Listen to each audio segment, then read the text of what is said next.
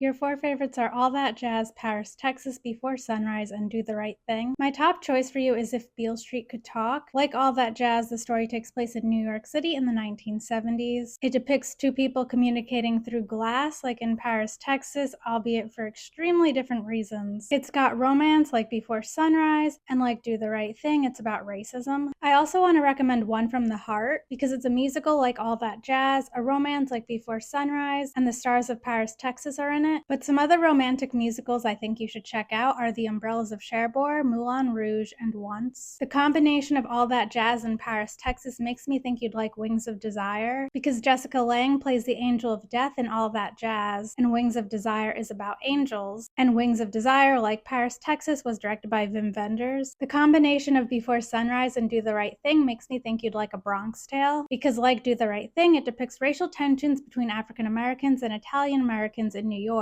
and it's got some romance in it like Before Sunrise. And for similar reasons, you might like Ali, Fear Eats the Soul, because it's a romance film that deals with racism. Since you like both All That Jazz and Do the Right Thing, I want to recommend Bamboozled, because like Do the Right Thing, it was directed by Spike Lee, and like All That Jazz, the protagonist works in the entertainment industry. Bob Fosse was inspired to make All That Jazz after he suffered a heart attack while simultaneously working on his film Lenny and the musical Chicago, so I think you should check out Lenny and the film adaptation of Chicago.